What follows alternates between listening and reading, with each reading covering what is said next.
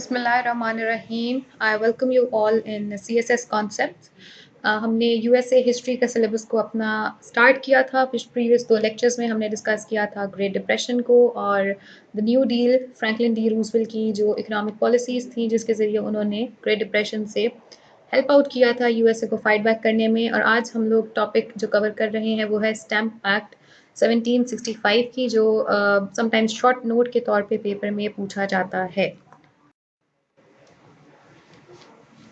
Right, सो stamp act basically क्या है? Stamp act जो था वो हम जानते हैं कि जो कॉलोनीज थी उनके ऊपर ब्रिटिश ने काफ़ी तरह के टैक्सेशन इम्पोज किए हुए थे। तो ये भी एक एक्ट था जिसके ज़रिए जो ब्रिटिश कॉलोनीज थी उनके ऊपर इजाफी टैक्स नाफिज किया गया था तमाम पेपर रिलेटेड मटेरियल के ऊपर। और वो पेपर रिलेटेड मटेरियल कुछ भी हो सकता था। It could be newspaper, property papers, degrees, कोई भी पेपर से जो बनी हुई चीज़ थी उसके ऊपर जो कॉलोनिस्ट थे अगर वो परचेज करते हैं तो उन्हें एक्स्ट्रा टैक्सेशन पे करनी पड़ती थी। स्टैम्प एक्ट जो है ये बहुत एक सिग्निफिकेंट रोल प्ले करता है कॉलोनीज़ को रेवोल्यूशनाइज करने में और उनको ये रियलाइज़ करवाने में कि वो एक्सप्लॉइट किए जा रहे हैं बाय द ब्रिटिश रूलर्स। तो अब बेसिकली उन्होंने स्टैम्प एक्ट को एक्सेप्ट नहीं किया था लोगों ने, और उसके काफ़ी सारे रीजंस थे कि वो एक्सेप्ट क्यों नहीं कर रहे थे। तो हम ज़रा देखते हैं कि क्या क्या रीजंस थे जिसकी वजह से जो कॉलोनीज थी वो अगेंस्ट थी स्टैम्प एक्ट के।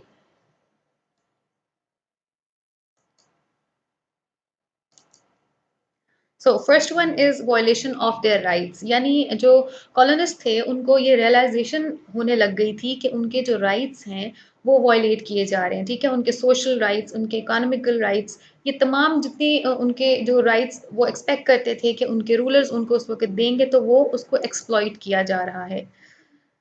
सेकंड, उनकी डिमांड ये थी कि वो कोई टैक्सेशन उस वक्त तक पे नहीं करेंगे जब तक उनको रिप्रेजेंटेशन नहीं दी जाएगी। देखें, अगर आप किसी के ऊपर हुक्मरानी कर रहे हैं तो आपको उन्हीं लोगों में से कई लोगों को रिप्रेजेंटेशन भी देनी पड़ती है ताकि वो आपको रिप्रेजेंट कर सकें, आपके इश्यूज को हाईलाइट कर सकें, आपके ओपिनियन जनरेट कर सकें, और इन रिटर्न जो गवर्नेंस होती है, पॉलिसीज होती हैं, उसमें वो अपना रोल प्ले कर सकें। तो उनका ये कहना था कि हम आपको टैक्सेशन उस वक़्त तक नहीं देंगे जब तक हमें रिप्रेजेंटेशन, हमारा कोई कोटा नहीं रखा जाएगा।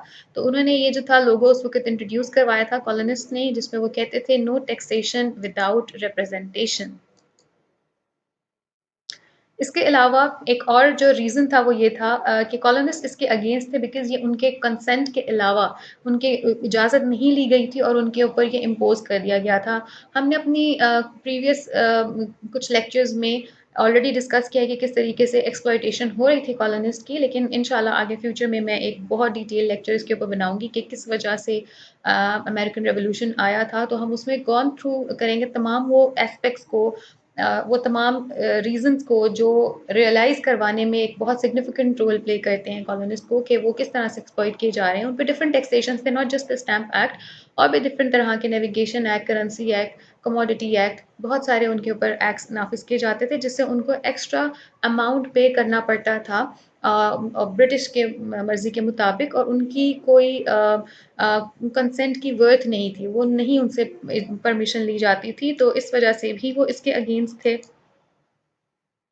Then it was considered a sign of British supremacy on colonist. देखें, आप के जो लीडर्स जब आपके ऊपर टैक्सेशन मजीद इम्पोज करते जाएंगे तो फिर एक वक्त आता है कि ये उनकी बेसिकली सुप्रीमेसी को इंश्योर कर रहा था कि जो मर्जी चाहें, जिस मर्जी चीज़ के ऊपर चाहें, जब चाहें ये अपने टैक्सेशंस को बढ़ा सकते हैं, न्यू टैक्स इम्पोज कर सकते हैं। तो ये अपनी एक सुप्रीमेसी को इंश्योर कर रहा था कॉलोनिस्ट के ऊपर। जाहिर सी बात है, जब आप टैक्स इम्पोज करते हैं तो आपका मेन रीज़न जो होता है वो रेवेन्यू जनरेशन होता है कि आप किस तरह से ज़्यादा रेवेन्यू कलेक्ट कर सकते हैं। तो जो कॉलोनिस्ट थे वो एक source of generating revenues consider किए जाते थे बाय द ब्रिटिश रूलर्स। उनसे टैक्सेशन डिफरेंट कलेक्ट कर कर उन पे डिफरेंट एक्ट्स को इम्पोज करके जो पैसा इकट्ठा किया जाता था, वही पैसे को ये वेपन बनाने में इस्तेमाल करते थे, और अगेन वही वेपन जो थे वो यूज़ किए जाते थे कॉलोनिस्ट के खिलाफ। तो कॉलोनिस्ट जो थे उनको इस चीज़ का एहसास होने लग गया था कि किस तरह से उन्हीं के पैसे को उन्हीं के खिलाफ इस्तेमाल किया जा रहा है। It was considered an another way to exploit colonist. जैसे मैंने कहा कि डिफरेंट एक्ट्स के साथ साथ स्टैम्प एक्ट भी उनको एक एक्सप्लॉयटेशन का जरिया था, और ये उनके ऊपर मजीद फाइनेंशियल बर्डन को इंक्रीज कर रहा था। देखिए, जब आपके ऊपर डिफरेंट तरह की टैक्सेशन होंगी, आप लेड के ऊपर, ग्लास के ऊपर, पेपर के ऊपर, टी के ऊपर, आपके पोर्ट्स के ऊपर, ठीक है, आपको अलाउ नहीं था उस वक्त कॉलोनिस्ट को कि वो किसी के साथ एक्सपोर्ट कर सकते थे। They were only allowed to do export with British, और उनकी मर्जी के टर्म्स पे, उनके मर्जी के पैसे पे, ठीक है। तो फिर उसमें ये होता है कि आपके जब कहीं पर भी सेल नहीं एक्सेप्ट की जा रही होती है, तो ये इस यहाँ पर भी कॉलोनिस्ट को ये फील हुआ कि उनके ऊपर ये एक वे है जिससे फाइनेंशियल बर्डन को इंक्रीज किया जा रहा है। डेफिनेटली ये सोशल डिसइंटीग्रेशन की भी एक वजह बन रहा था, जिसकी वजह से जो कॉलोनिस्ट थी वो रियलाइज कर रही थी कि ये स्टैम्प एक्ट जो है वो उसको एक्सेप्ट नहीं करेंगे। राइट। हम देखते हैं कि जब कॉलोनिस्ट ने डिसाइड किया कि वो स्टैम्प एक्ट को एक्सेप्ट नहीं करेंगे, तो उनका रिस्पांस क्या था।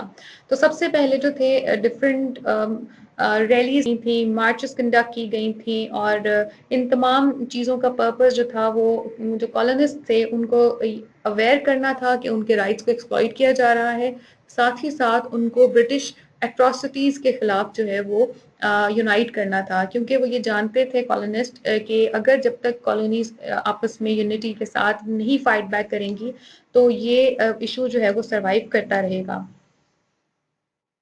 Secondly, they began threatening the tax collectors, यानी जो कॉलोनिस्ट थे, जो टैक्स कलेक्टर्स के घरों में वो उनको थ्रेट करने लग गए, उनको मॉब करने लग गए, और जहाँ पर वो उन्हें नजर आते थे तो वो उनको डिफरेंट तरह से टारगेट करते थे ताकि वो अपने एग्रेशन को शो कर सकें। 9 कॉलोनीज जो थी उनमें से आउट ऑफ 13 कॉलोनीज उन्होंने एंटी स्टैम्प एक्ट बनाया। ये जो आप यहाँ पर स्टैम्प देख रहे हैं, तो ये उन्होंने एक एहतजाज के तौर पे एक एंटी स्टैम्प एक्ट भी बना दिया था। राइट पे आप देख सकते हैं जो स्टैम्प एक्ट नाफिज किया गया था, and the left one is the anti stamp act that was established bye 9 colonies. और इसका मेन वजह जो थी वो यही थी कि वो अपने एग्रेशन को शो कर रहे थे कि वो इस टैक्सेशन को एक्सपेक्ट नहीं करते और ना ही वो उसको फुलफिल करेंगे। साथ ही साथ उन्होंने दीगर और जो ब्रिटेन के प्रोडक्ट्स थे उनको बॉयकॉट करना स्टार्ट कर दिया था, जिसमें टोबैको, जिसमें लेड, और डिफरेंट तरह के जो उनके प्रोडक्ट्स वो सेल किया करते थे कॉलोनीज को, उनका भी बॉयकॉट इन्होंने स्टार्ट किया। बाद में सर एडम सैमुअल्स ने वहाँ पर लेटर्स लिखे थे डिफरेंट कॉलोनिस्ट को, उनके लीडर्स को, जो उनकी फेमस पर्सनालिटीज़ थी, उनको इन्फ्लुएंस करने के लिए, उनको रियलाइज़ करवाने के लिए कि क्यों उनका आपस में यूनाइट होना बहुत ज़रूरी है। ये जो लेटर्स थे, and they literally paid very huge role in uniting colonies and making them aware that they are being exploited by their leaders. साथ ही साथ में उन्होंने एक मोटो स्टैब्लिश किया था, स्टैम्प ऑफ स्लेवरी, यानी उनके नज़दीक में जो स्टैम्प एक्ट था वो एक स्टैम्प थी स्लेवरी की, यानी वो गुलामी की स्टैम्प उसको कंसिडर कर रहे थे, और उनको ये बताना चाहते थे कि वो इस गुलामी को एक्सेप्ट नहीं करते हैं। उन्होंने, जैसे मैंने डिस्कस किया कि जो कॉलोनिस्ट थे उन्होंने मॉब करना, थ्रेट करना, जो टैक्स कलेक्टर्स थे, जो लेफ्टिनेंट गवर्नर्स थे, उनको थ्रेट करना और मॉब करना भी स्टार्ट कर दिया था अपने एग्रेशन को शो करने के लिए। साथ ही साथ में उन्होंने जब लेटर्स लिख के कॉलोनिस्ट को यूनाइट किया था, और जब वो एक पेज के ऊपर इकट्ठे हुए थे, तो उन्होंने एक फ्यूचर प्लान जो था वो म्यूचुअली इस्टेब्लिश किया था, क्रिएट किया था, और साथ ही साथ में वो किंग को भी भेजा था ताकि वो उनको बता सकें कि किस तरह से हम वो इस एक्ट को एक्सेप्ट नहीं करते हैं, और किस तरह से उनके रीजन जो है वो क्या है, उनकी डिमांड जो है वो क्या है। लेकिन ये जो प्लान था it was rejected by the king. अब जब डिनाई कर दिया गया था टैक्सेशन को, तो जाहिर सी बात है ब्रिटिश रूलर्स ने जो अपने एग्रेशन को भी शो करना था, और उनके ऊपर जो थे वो रिपोकशंस आए थे, जिसमें कॉलोनिस्ट में जो रिपोकशंस आए थे, तो सबसे पहले जो थे ब्रिटेन ने स्टैम्प एक्ट तो उस वक्त कैंसिल कर दिया। लेकिन जिस दिन स्टैम्प एक्ट उन्होंने कैंसिल किया था, उसी दिन उन्होंने टाउनशेड एक्ट जो था वो इम्पोज किया था, जिसमें उन्होंने एक्स्ट्रा टैक्सेशन जो थी वो इम्प्लीमेंट कर दी थी, लेड के ऊपर, ग्लास के ऊपर, पेंट के ऊपर, और साथ ही साथ में टी एक्ट भी नाफिज कर दिया था, जिसमें टी के ऊपर भी उन्हें एक्स्ट्रा टैक्सेशन पे करनी पड़ती थी। तो अब अगर यहाँ पर आप थोड़ा सा सिचुएशन का एनालाइज करें कि कॉलोनिस्ट ने स्टैम्प एक्ट को रिजेक्ट कर दिया, क्यों? वो ये समझते थे कि ये उनकी इकोनॉमिक एक्सप्लॉयटेशन है। ब्रिटेन ने उनकी बात को मानते हुए उस एक्ट को, उस एग्रेशन को एक्सेप्ट करते हुए उस एक्ट को कैंसिल किया, लेकिन उसके बिहाफ पर उन्होंने मजीद कई चीज़ों के ऊपर टैक्सेशन को इम्पोज कर दिया, जिसमें लेड, ग्लास, पेंट, टी वगैरह शामिल है। तो यहाँ पर यानी कि कॉलोनिस्ट को मजीद एक वर्स सिचुएशन फेस करनी पड़ी। अगेन ब्रिटेन उनको यही प्रूव करना चाह रहे थे कि वो उनके लीडर्स हैं, they can impose taxation however they want, और जिस भी चीज़ के ऊपर चाहें वो टैक्सेशन जितना मर्जी चाहे वो उनसे कलेक्ट कर सकते हैं। डेफिनेटली जब इतनी चीज़ों के ऊपर उनके टैक्सेशन इम्पोज हुआ तो उससे उन पे इकोनॉमिक बर्डन जो था वो मजीद इंक्रीज हो गया था, जो उनकी वजह थी स्टैम्प एक्ट को कबूल ना करने की। साथ ही साथ में उन्होंने डिक्लेरेशन एक्ट भी इस्टेब्लिश किया ब्रिटेन पार्लियामेंट ने, ताकि वो ये प्रूव कर सकें, ये शो कर सकें कि उनकी अथॉरिटी है और उनका राइट है कि वो जब चाहें लॉज बना सकते हैं, जिस चीज़ पे चाहे वो टैक्स इम्पोज कर सकते हैं, और कॉलोनिस्ट जितने भी हैं वो बाउंड हैं कि वो उनको टैक्सेशन पे करेंगे उनकी मर्जी के मुताबिक। सो इन दिस पर्टिकुलर टॉपिक हमने डिस्कस किया था कि स्टैम्प एक्ट क्या होता है, स्टैम्प एक्ट क्यों रिजेक्ट किया गया था, उसके वेरियस कॉजेज़ को हमने डिस्कस किया था कि किस वजह से जो कॉलोनिस्ट थे वो अगेंस्ट थे स्टैम्प एक्ट के। फिर उसके बाद हमने ये देखा था कि उन्होंने क्या स्ट्रेटजी अपनाई थी अपनी एग्रेशन को शो करने के लिए in front of the British rulers. उसमें हमने देखा कि सर एडम सैमुअल्स के लेटर थे, उनमें मार्चेस थे, रैलीज थी, थ्रेट करना, मॉब करना था, टैक्स कलेक्टर्स को, लेफ्टिनेंट गवर्नर्स को, साथ ही साथ कॉलोनिस्ट को यूनाइट करना था। और फिर हमने रिपोकशंस को डिस्कस किया कि जिसमें टाउनशेंड एक्ट आ गया और टी एक्ट आ गया, डिक्लेरेशन एक्ट आ गया, कि इन तमाम एक्ट की वजह से जो ब्रिटिश थे उसने अपनी सुप्रीमेसी को इंश्योर करना चाहा कॉलोनिस्ट के ऊपर, और मज़ीद उनके ऊपर इकोनॉमिक बर्डन जो था वो इंक्रीज़ हो गया था। सो आज का ये जो छोटा सा लेक्चर था हमारा, ये मैं कंक्लूड करती हूँ। इंशाल्लाह नेक्स्ट लेक्चर में एक और टॉपिक्स यूएस हिस्ट्री का हम डिस्कस करेंगे। Till then please take care.